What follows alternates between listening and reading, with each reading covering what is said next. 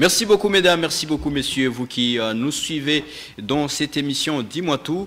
Aujourd'hui, nous sommes là dans une émission spéciale, en tout cas avec John Bangou. Nous allons parler de l'arrivée du président Félix-Antoine Tshisekedi Tshilombo à Lubumbashi. Nous parlerons également de la table ronde, n'est-ce pas, qui se tient pratiquement à Lubumbashi, qui a débuté depuis le vendredi dernier et qui se clôture, ou se clôture ce jeudi 28 avril 2022. Et Monsieur John, bienvenue sur ce plateau. Merci, messieurs les journalistes. Nous saluons le peuple congolais qui nous suit à travers le monde via votre chaîne. Voilà. Alors, avant de parler, n'est-ce pas, de nos deux sujets de ce jour, nous allons quand même vous poser cette question. Vous avez suivi les débats sur la loi électorale, le projet de loi électorale à l'Assemblée nationale. Comment vous avez apprécié les interventions de quelques députés nationaux, pratiquement 90 députés qui ont intervenu? Il y a des députés qui ont dit la vérité. Il y en a aussi qui sont allés dans ce qu'on connaît déjà dans les habitudes. Oui. Parmi les députés qui ont dit la vérité, nous en avons comme l'honorable Daniel Safou, oui, qui nous a démontré noir sur blanc comment on peut améliorer si nous reconnaissons que nous avons commis les erreurs. Exact. Et parmi les députés qui sont allés dans l'habitude, nous avons le cas de l'honorable Ngoï Kassanji. Oui. Selon lui, on peut avoir votre épouse, votre fils, votre fille comme suppléant, ça ne pose aucun problème. Je pense que lui-même a des suppléants, voilà, femmes, enfants, beaux-fils. Parce que lui-même a d'abord comme suppléante, oui, au niveau du Sénat, madame son épouse. Oui.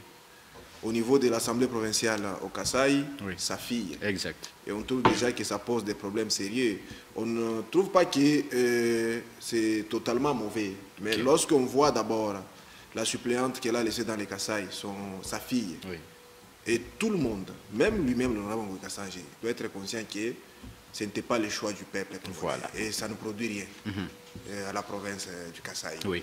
Et quand on voit encore le cas de sa femme, on trouve encore que c'est presque la même chose.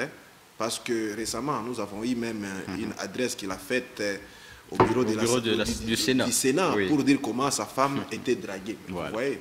Alors pour protéger nos épouses, qu'elles ne soient pas draguées par nos collègues députés ou nos collègues sénateurs, oui, je trouve que c'est mieux de mettre les garde-fous. Pour dire, ce n'est pas seulement au sein de la famille où on peut trouver les gens qui peuvent jouer les rôles de suppléants.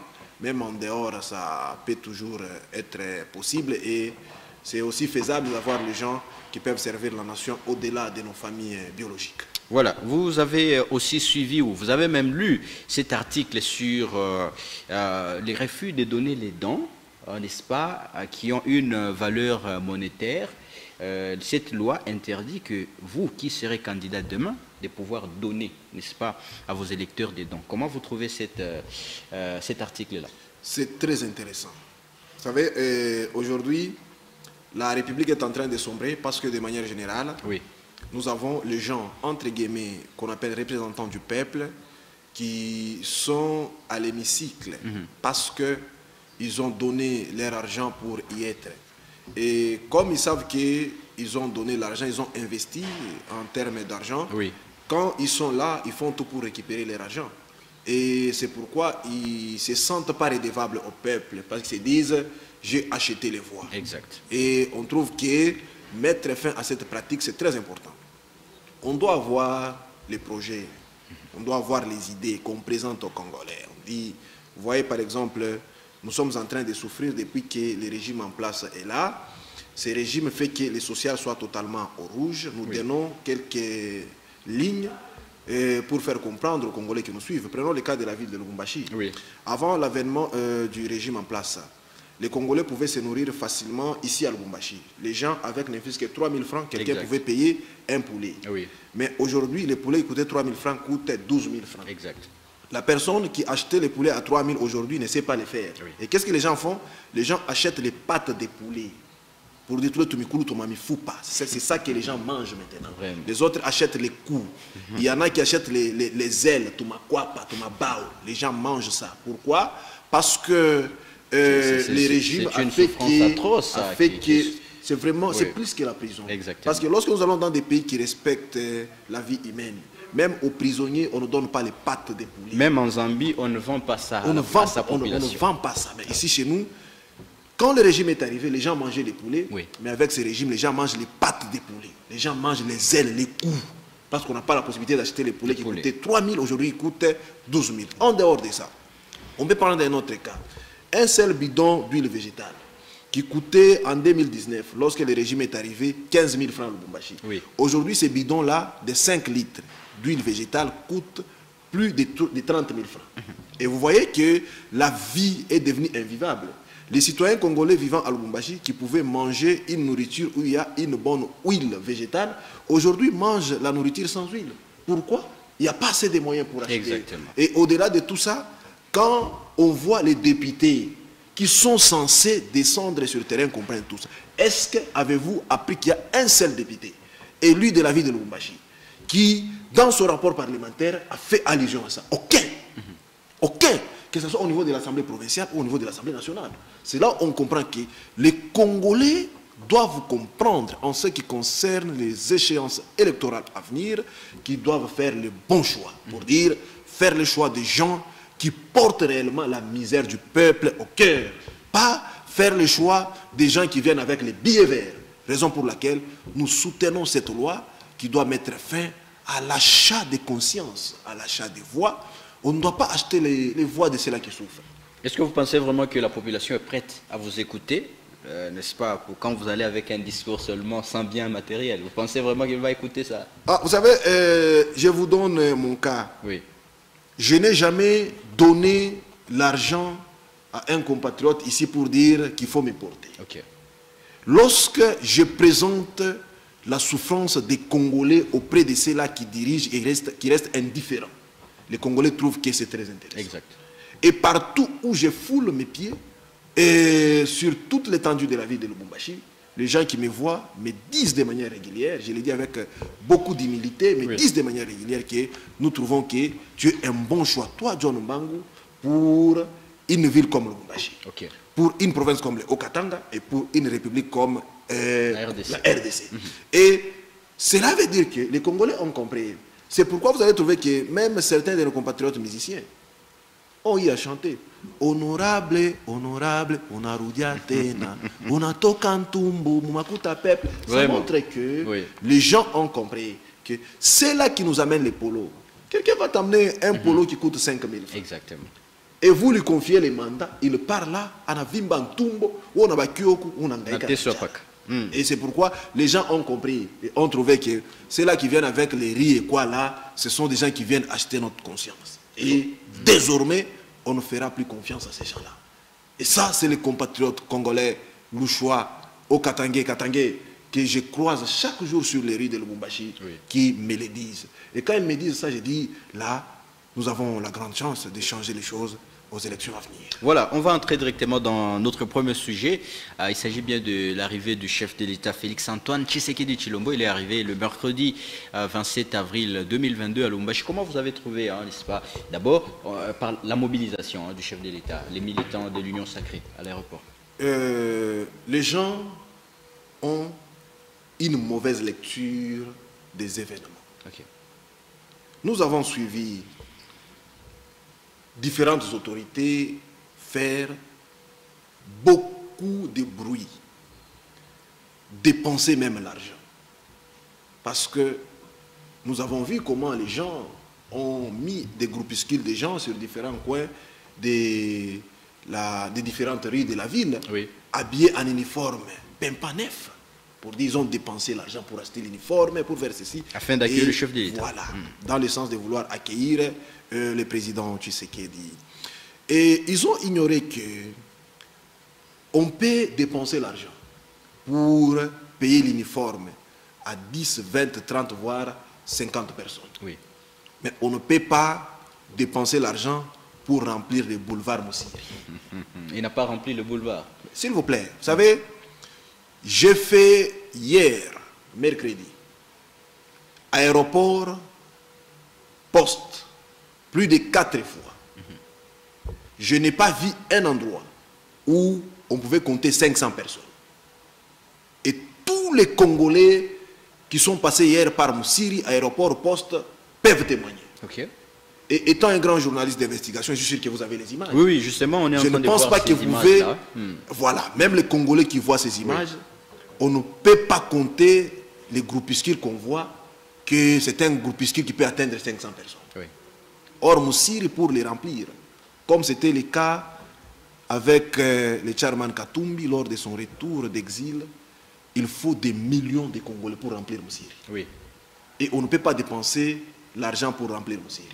Okay. Et on a suivi, on ne pensait d'ailleurs même pas que notre mère Mouewa Loriane parlait le Swahili Bora. Nous l'avons suivi dire Wababa, Wamama. Elle a mobilisé pour le chef pour accueillir. Voilà, on l'a suivi en train de parler en Swahili Bora. Oui. Wababa, Wamama, Wakaji à Lubumbashi. Chef de l'État, où toi Takuja. Et j'étais surpris parce que c'est notre sœur avec qui nous avons évolué ici à Lubumbashi. Ah, elle parle le Swahili Bora. Oui. Et les Congolais n'ont pas suivi les Swahili Bora. Okay. Les différentes autorités communales ont mobilisé. Même Jacques Kiaboula a mobilisé. Et les Congolais attendaient uniquement les mots d'ordre. Ils ont suivi Kiaboula a parlé. Madame le maire a parlé en Swahili Bora. Différents bourgmestres ont parlé. Et les gens attendaient qu'est-ce que John Mbangu va dire. Oui. Et d'ailleurs, c'était le même mercredi. Les gens m'ont dit, John Mbangu, tu dois parler. Et quand j'ai dit à tous les Louchois de pouvoir aller vaquer à leur occupation et laisser le président Tshisekedi venir comme tout citoyen congolais, se faire accompagner rien que par sa garde. Et même le président Tshisekedi a compris que le Katanga a un fils qui s'appelle John Mbangu. Quand il donne un mot d'ordre, même les gouverneurs sentent qu'il y a un fils du Katanga qui a parlé. Alors, quel est le message caché, n'est-ce pas, quand on a vu que les gens n'étaient pas vraiment mobilisés? Est-ce qu'on va dire aujourd'hui que le président Tshisekedi a perdu Lubumbashi? Non, vous savez, j'étais en train d'y aller. Oui.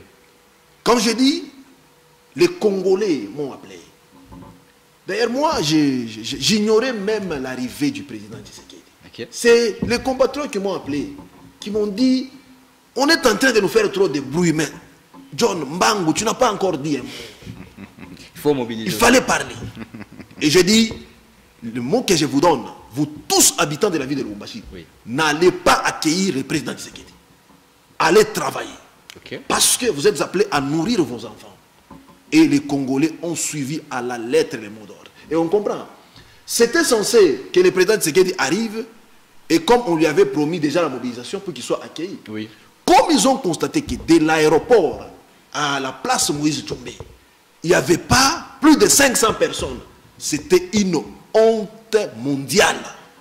Et face à la honte mondiale, qu'est-ce qui a été fait? Même nous, on n'a pas compris le président Tshisekedi est arrivé à quelle heure? C'est à 20h qu'il est arrivé. Voilà. Même c'est là, les groupuscules de compatriotes qu'on voit là, qui pensaient qu'ils pouvaient les voir, les saluer, tous sont surpris. Parce que ça faisait la honte de voir tout un président de la République passer sur un boulevard comme Moussiri et se faire saluer par 12 personnes. On dirait les 12 disciples de Jésus. Parce que tout Lubumbashi n'était pas concerné par cette affaire-là. Et c'est un message fort qui montre déjà que les gens ne sont pas contre le président Tshisekedi.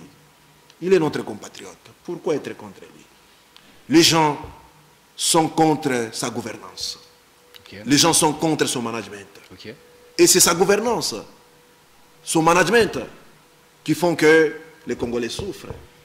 Là où les gens se retrouvent dans l'action du chef, les gens adhèrent automatiquement. Ils n'ont pas besoin qu'un maire de la ville mobilise, qu'un gouverneur mobilise. Non. Ils n'ont pas besoin qu'on nous appelle, nous, les Banadois là.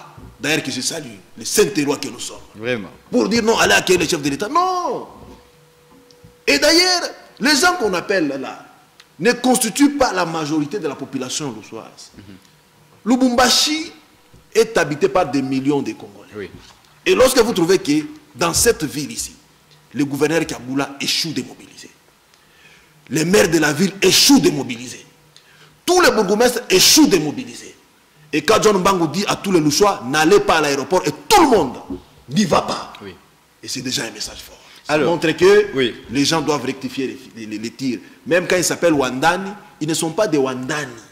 S'ils étaient réellement des Wandani, ces gens-là, leur mot d'ordre serait suivi par les Louchois.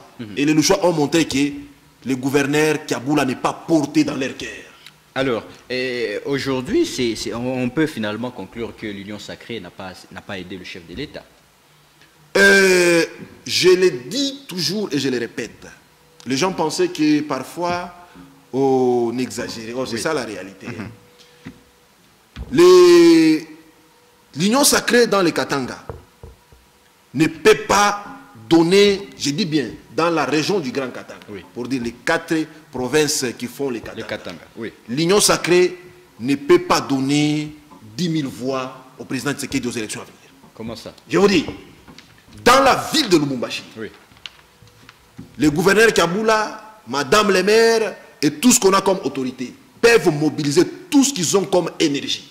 Aux élections de 2023, ils ne donneront pas 5 000 voix au président Tshisekedi. Si tel était le cas, ils auraient mobilisé 5 000 personnes à l'aéroport pour accueillir le président Tshisekedi. Et c'est pourquoi on le dit toujours. Les gens sont en train de souffrir. Prenons le cas de la province comme le Haut-Katanga, où les gens sont en train de manquer de tout. Quand le président Tshisekedi est arrivé avec le gouverneur Kaboula, les Katangais avaient la possibilité de vivre comme des humains. Exact. Mais depuis l'avènement du gouvernement Kaboula, avec à sa tête bien sûr le gouverneur Kaboula, les Katangais font ça. Mais la farine est quand même à un bon prix. S'il vous plaît, vous dites la farine. Oui. Et d'ailleurs, la farine en question qui vient de la Zambie et de l'Afrique du Sud. Je vous ai donné ici quelques éléments au-delà de la farine. Pour vous dire, on ne peut pas manger le boukari sans mboka. Un Katangais est un homme valeureux. Et un Katangais ne mange jamais boukari boaboulé. C'est un homme valeureux. Exactement. Même et je vous dis ici, refusent ça. ils refusent ça. Nos enfants ne mangent pas les boukari boaboulé. Je vous dis ici, quand le président Fachi arrive, quand Kaboula arrive comme gouverneur, les Louchois qui me suivent en ces moments, avec ne fût-ce que 5 000 francs, on pouvait, pour une famille restreinte, faire la ration journalière.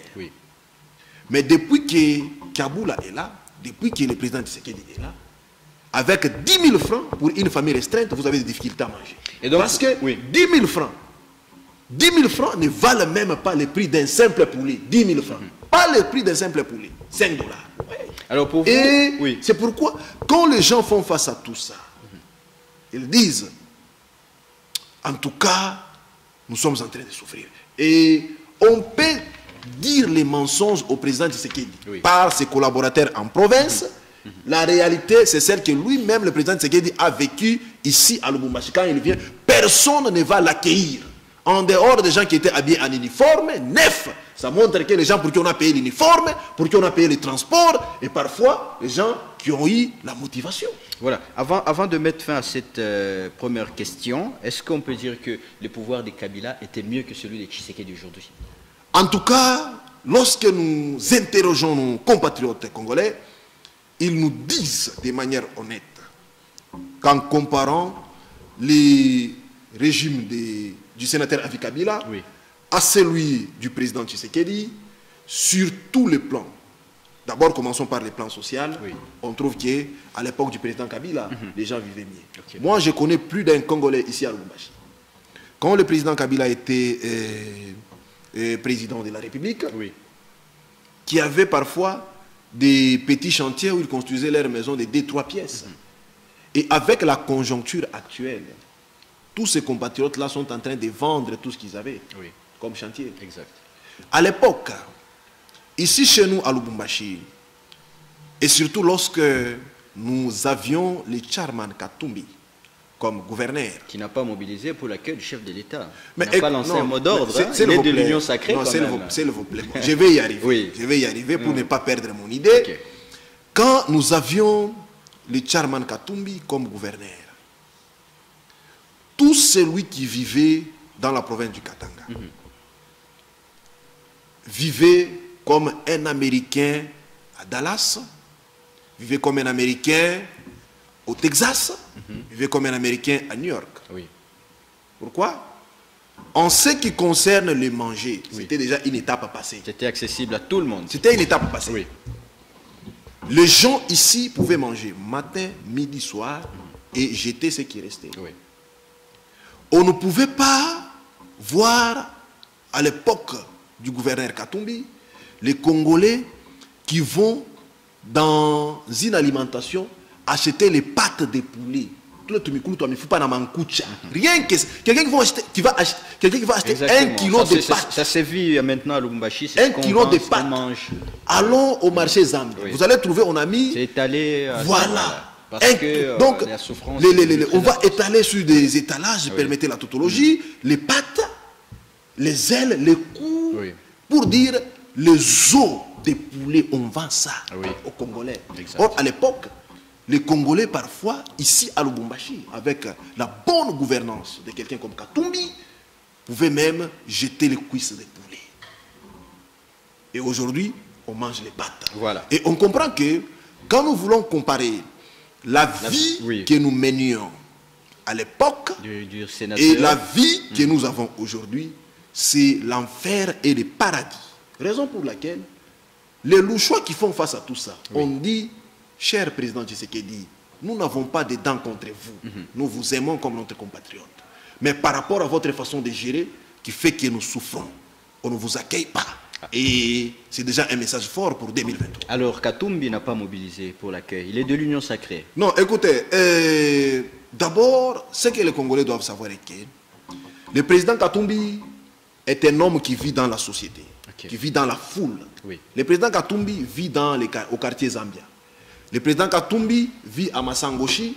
Le président Katumbi vit à Brondo. Le président Katumbi vit à Luoshi. Pour dire, il maîtrise tout ce que les Congolais ont comme situation aujourd'hui.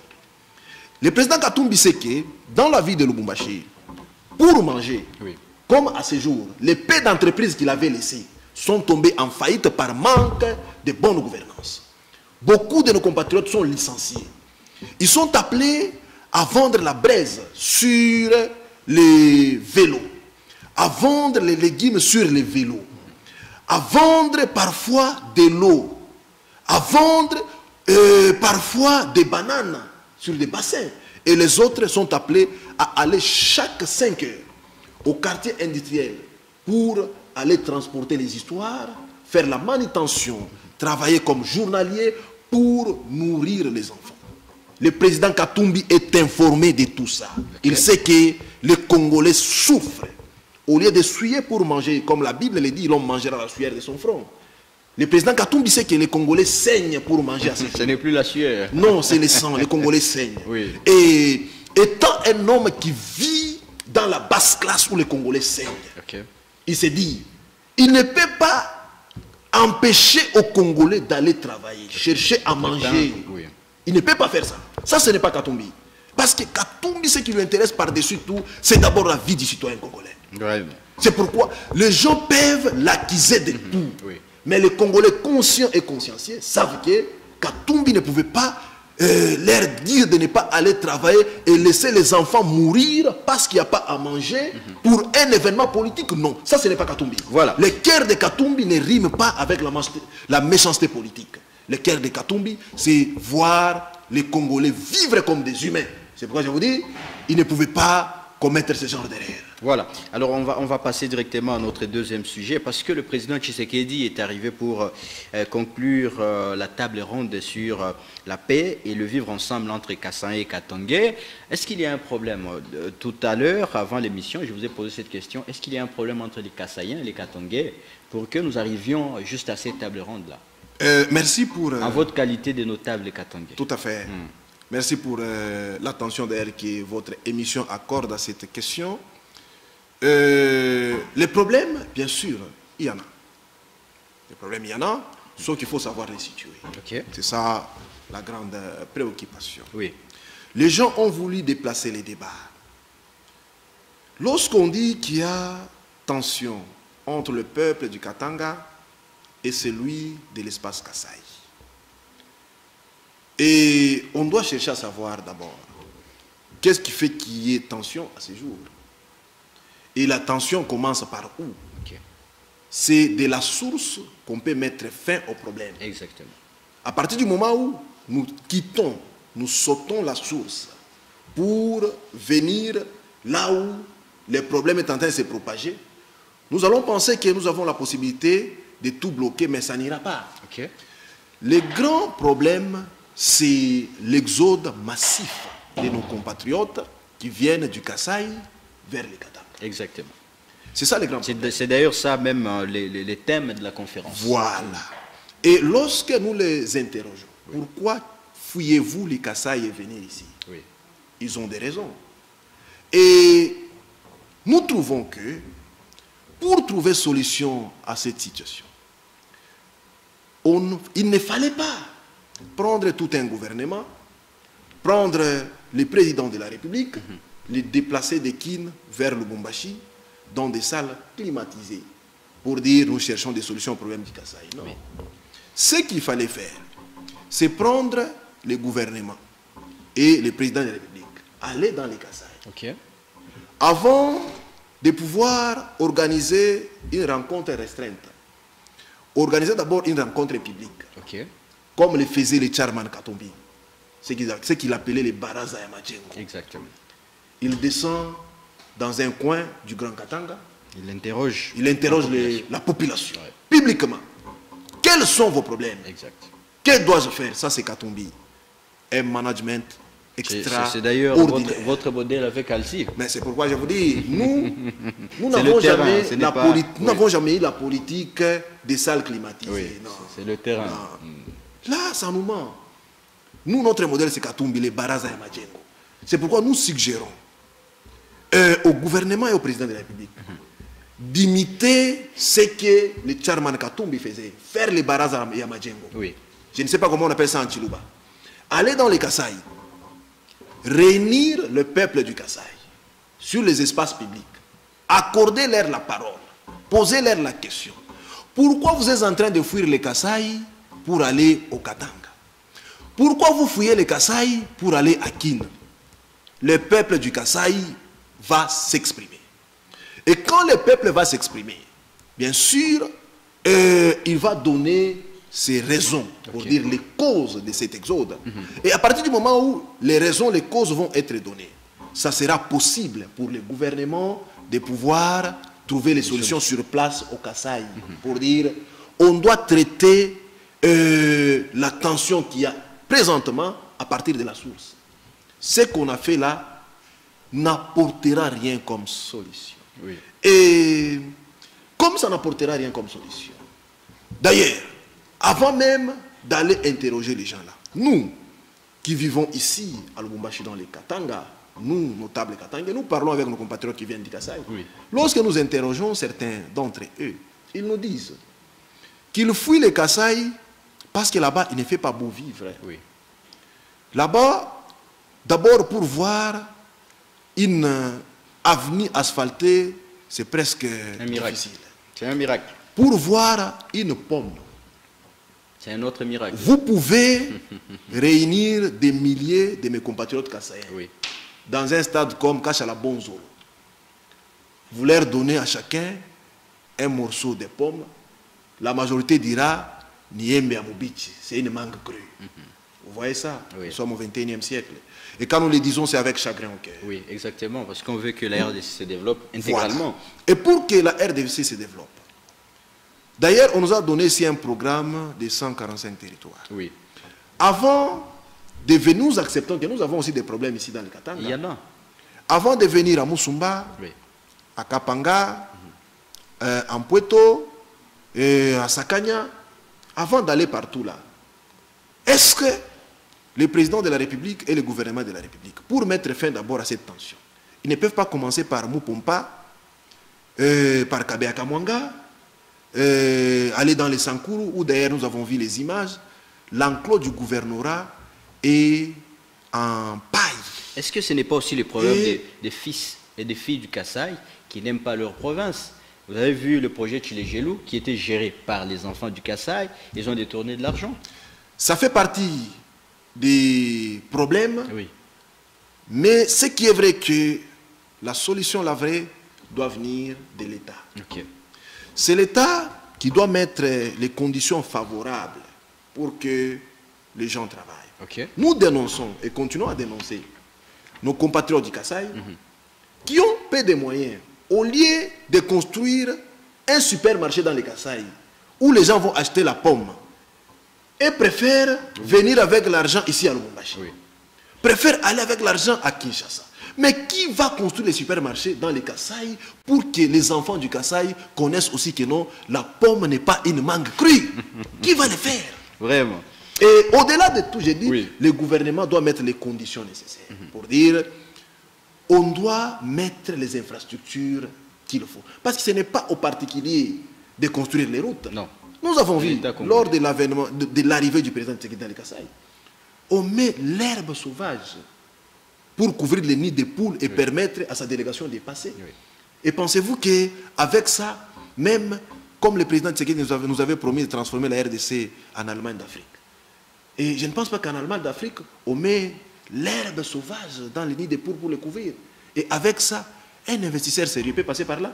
Au-delà de ça, donner aux Kassaïens de l'eau, donner aux Kassaïens de l'électricité, permettez-eux de pouvoir se développer eux-mêmes. Ça va nous empêcher toute cette tension. Et donc, les gens vont oui. se réunir à Caravia, même pendant tout un siècle. Ils peuvent même aura pas de associer solution pour les Jésus, Kasaï. ils peuvent même associer à Caravia où ils Oui. sont, le gouvernement et les présidents de Tshisekedi, ils peuvent même associer Jésus, le Saint-Esprit et Dieu le Père. Père, oui. Aussi longtemps qu'il y a des problèmes non résolus dans les Kasaï, mes frères de là, nos compatriotes qui sont là, les Kassaïens, vont chercher à prendre les trains, même s'il y a déraillement et les gens meurent, ils vont toujours monter là pour venir encore vivre avec nous ici dans les Katanga, pour dire c'est nous les Katangais qui avons la bonne vie et là il n'y a pas. On doit délocaliser ce qui s'est fait à Caravia vers les Kasaï pour trouver solution aux problèmes qui sont dans les Kasaï. C'est là où il y a les vrais problèmes, c'est ça la source. Et non ici. Ici, il n'y a rien. Et quelle est la conséquence pratiquement de cet exode massif maintenant dans les Katanga? La conséquence est que le vivre ensemble est devenu compliqué. Raison pour laquelle on parle de la tension. Vivre ensemble est devenu Parce que compliqué. certains, on les accuse d'être, de se comporter en triomphalistes. Hein? Et surtout ça, vous savez, ça, c'est pas question de nous vanter, nous, Katangais. Les Katangais est un peuple humble, de manière générale. Oui. Jamais vous verrez un Katangais là où il passe faire des gros dos. Et moi, je vous donne mon exemple. Parfois, je passe au centre-ville, beaucoup de gens ont des difficultés à m'identifier, c'est John Mbango. Exactement. C'est toi, John Mbango, qu'on voit à la télé. Et les gens ont tendance à penser que quand on voit John Mbango, Oui, c'est quelqu'un qui fait oh, c'est un orgueil. Ça, c'est pas un Katangais. Voilà. Un Katangais est un homme humble, à l'image de notre modèle Moïse Katumbi. Vous pouvez le passer ici en chemise en pagne, Mama Maria, et vous ignorez que c'est le père de John Mbango qui passe là, Moïse Katumbi. Oui. Le père politique. il faut Voilà, dire. le père politique de John qui passe là. Et c'est ça, nous, c'est l'humilité qui nous caractérise. Et lorsque nous sommes caractérisés par ça, et nous faisons face, par exemple, aux compatriotes qui veulent les mutukutuku, et vous sentez qu'il y a un ça ne va pas. Oui. Il y a un ça ne va pas. Et l'intégration dans toute société a toujours eu des difficultés à se faire de manière aisée. Ça, c'est une évidence. Oui. Et surtout, si les gens viennent de manière massive, ça devient compliqué. Parce qu'en venant en grand nombre, les gens vont chercher à imposer leurs us Et coutume. Et les gens qu'on trouve vont dire non, c'est pas ça. Et c'est pourquoi nous ne cessons de le dire que ici chez nous, à Lubumbashi, nous le disons en Swahili de chez nous. Ukifike fashi, wantanisha bantu wanacheza na mukulu moya. Cheza na we na moya. Hapa kufa bukalamusho nikanise wenjo Pele, wenjo Maradona, Ronaldo, hapana papa. Kama bantu wanacheza na moya, cheza na we na moya. Voilà. Voilà. Et les gens, pour s'adapter, ça pose problème. C'est pourquoi, quand nous parlons de la culture, et parfois on parle même de certaines pratiques qui gênent, entre autres, on ne peut pas comprendre. Ça, tout le monde le dit. Comprennent un animal que tout le monde connaît ici dans les Katanga, qu'on considère comme un ami des Katangais, de l'homme, les chiens, par exemple, pour l'égorger à la place publique, faire les michopos. Non, Ça gêne. Ça gêne. Oui. Parce que tout est culturel. Prenons le cas, toujours dans cette République. il y a les gens qui mangent les escargots, qui collent au kofio. Mais pour un Katangé comme John Bango, qui ne mange pas les kikolo kofio, mais lorsque je vous vois tirer les escargots de son carcasse, automatiquement j'aurai la nausée. Je vais perdre mon humeur. Ça ne veut pas dire que je suis contre vous. Non, non. Ma culture ne me permet pas ça. Exactement. Et de même, lorsque je vois un compatriote, par exemple, prendre un chien et prendre un épi de maïs, et introduire derrière le chien, moi, automatiquement, ça va me frustrer. Voilà. Et ça montre que ce sont des histoires, parfois, les gens ont des difficultés à comprendre. Mais même scientifiquement, ça peut se démontrer qu'il est question de la culture. Une culture qui n'est pas habituée à quelqu'un, lorsque vous voulez la lui imposer, ça pose toujours problème. Partout au monde. Voilà. Partout au monde. Même en France, aux États-Unis, allez-y avec un chien, mettez l'épi de maïs derrière le chien. Non, non, ça, et à New York ou à Paris. Vous serez même poursuivi. Voilà. Alors, M. John, nous sommes arrivés à la fin de l'émission. Peut-être un petit message en Swahili pour que ceux qui nous suivent en Swahili comprennent. Nous sommes chabo de Turfuata, Barsema, Bantuare mobilisé. Non, le président de la République atakuya. Tunafata na maire de la ville anasema Mswahili bora, wakaji wa Lubumbashi, wa mama wa Mansokoni. Tunashutoka se maire de la ville anasema Mswahili bora. Baba yetu president atakuya mwende mkampokelee, ba gouverneur barisema, ba burgomestre barisema. Na mbele bisa mie shukwa takule, shukupenda takuingira mwile mambo parce que kunyenterese. Sa vile ba lusho waringa pression kusema John Mbango il faut useme. J'étais obligé à kusema ile mambo ni distraction. Mwendeni msoko. Mwendeni kutafuta watoto vya kula, mwache president wa republika kwa mambo yake ile kwa kufanya. Mumwache atakuwa na secretary itamusekirize.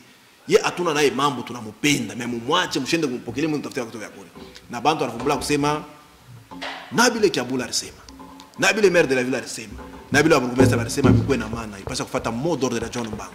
C'est pourquoi president Tshisekedi na yeye mwenyewe anafumbula ke Katanga iko na mtoto moya jina yake ni Mbangu John. Kama anasema Kintu na gouverneur mwenyewe anashikia ke no mambo ina changer. Et au-delà ya ile tunaangalia mambo iko napitikana ku Karavya kule banasema beko natafuta kuisha tension entre Bakasai na Bakatange. Banafa erreur. Mambo iko ni ku Kasai, mambo haina ku Katanga. Mambo yote baintretaka ni ku source. Hapana munacha source munakuwa ndeore ya source. Olie ya kwenda ku Karavya. Bo barapasha kwenda kufanya ile baba yetu Moise Katumbi anaanza kufanya. Kana vumbula ki ile tarikwa gouverneur wa Grand Katanga. Bantu beko na mambo kumpweto, alienda kumpweto. Anafanya baraza la majengo kumpweto. Mambo ya kumpweto, baba yetu Moise, ashikwanza kuitretaka pa poste. Anaanza kuitrete kumpweto. Ya ukasenga tena kumpweto, kasenga anafanya baraza la majengo. Ba mukopie baba yetu Moise, bafanye vile. Sa vile mambo eko ni kule kukasai bantu yetu beko na kimbia. Il faut bende na gouvernement, na président Tshisekedi, bende kukasai.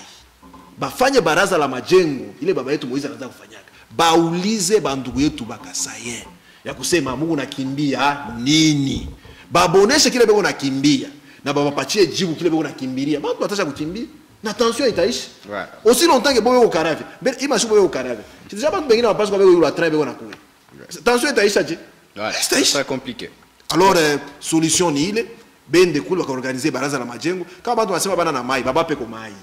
Oli ya 145 territoire, baeza ta kugeler ma territoire ingine. Baisha kumbe mambo ya kukasai tu. Pato mbali bantu kwetu banateswa sana. Mambo ya matere bantu kononka trebe ko banakufa biko netuma. Bache kwa tembe ma 45 territoire baji concentrer betu na région ya Kasai. Baba peko mai, baba peko moto, bantu bekale kufashi moya, mambo ya kufa pa matrain ishe. Biko binetuma. Voilà. Merci beaucoup d'être venu sur ce plateau. C'est nous qui vous remercions et disons merci aux Congolais qui nous ont suivis à travers le monde via votre chaîne. Une très belle émission qui n'a pas eu de tension. En tout cas, vous êtes mis dans la peau d'un citoyen qui a à cœur le problème de la population. Il fallait à tout prix le faire pour montrer à nos compatriotes du Kasaï que ce que nous faisons, c'est pour leur bien et non pour l'intérêt égoïste. Merci à vous qui nous avez suivis, merci à Raphaël Kassongo, merci également à Christian qui nous ont mis en onde. On se retrouve très très prochainement sur la même télé et sur toutes les plateformes de téléchargement. Bye bye.